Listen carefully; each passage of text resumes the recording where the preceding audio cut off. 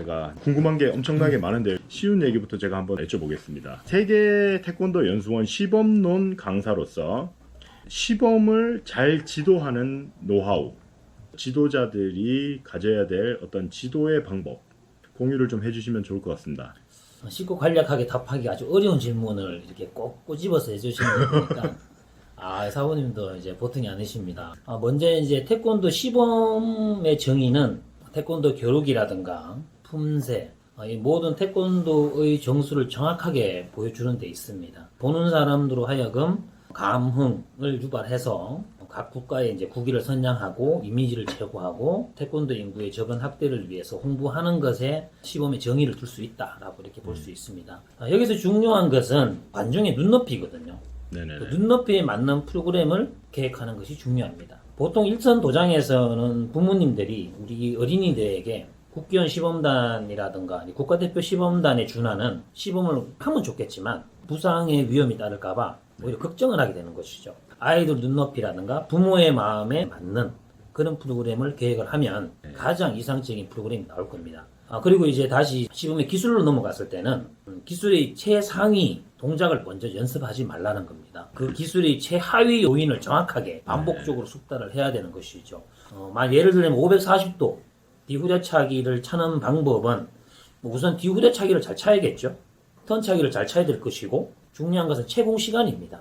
그 발차기를 차기 위한 채공 시간이 만들어주는 근력 훈련을 하지 않으면 못 차는 것이죠. 보통 예를 들면 한 0.8초에서 0.9초 정도의 채공 시간을 만들어내야 됩니다. 운동 역학적으로 봤을 때 수직으로 떨려면 공중에 70cm에서 90cm의 점프를 할 수 있는 애들이 0.10초에서 0.9초 채공 시간을 만든다는 것이죠. 그 점프를 할 수 있는 애들이 턴을 차고 뒤후려차기를 차면 540도는 성공할 수 있는데 여기서 이 중에 하나만 못해도 오브사이드 발차기는 못 찬다는 것이죠. 그러면 기술의 하위 요인 동작들을 지도하실 때 노하우가 있으실 것 같아요.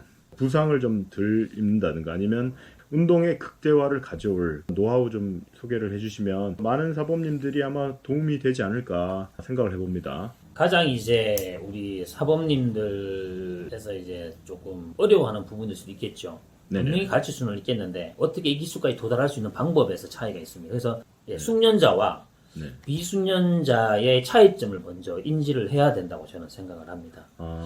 숙련자 같은 경우에는 그 기술에 필요한 관절과 근육만 사용을 합니다. 최소 관절과 최소 근육만 사용한다는 얘기죠.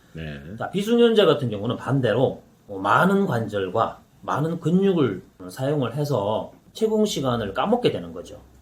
쉬운 예로 이제 우리 애기들이 제일 처음에 앞에 있는 공을 차라고 그러면 발가락 가지고 톡 건들면 공이 나갈 건데 우리 애기들은 고개를 숙이고 허리를 뒤로 엉덩이를 뺐다가 다시 한번 골반을 움직이고 고관절을 이용을 해서 발을 크게 휘둘러 갖고 공을 앞에 차게 되는 것이죠. 그래서 공 하나 앞에 콩 차는데 몇 개의 관절, 몇 개의 근육만 있으면 되는데 비숙련자 같은 경우에는 수십 개의 근육과 관절을 사용을 해서 그 기술을 하게 된다는 얘기죠.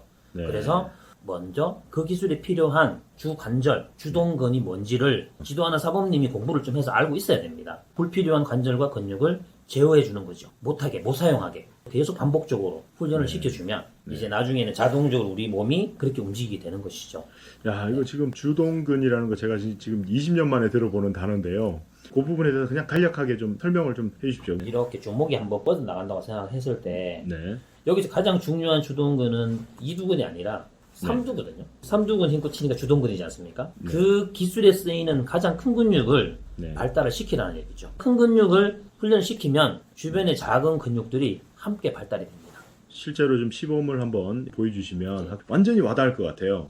셋, 넷, 다섯, 넷, 섯. 지금처럼 관절과 근육을 최소화할 수 있도록 반복적으로 앞차기 훈련을 하게 되는 것이죠.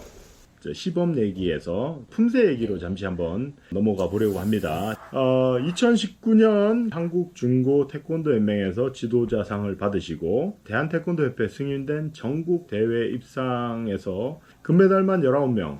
이거 대단한 거 아닙니까? 이게 싹 이렇게 쓸어가신 거 아닙니까? 이게 고수 맞으신데 자꾸 고수 아니시라고 지금 자꾸 그러시는데 대단하신데요?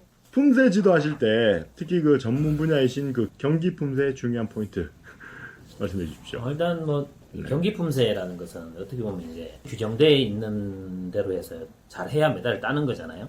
사실 뭐 그렇게 크게 큰 노하우가 있는 게 아니고 그 규정에 맞는 동작들을 다른 근육이나 관절들이 사용되지 않도록 가장 강하고 스피드 있게 표현을 할 수 있도록 만들어 주는 것이 가장 중요하다. 그게 제가 가장 키포인트로 두는 중요 포인트라고 저는 생각을 합니다.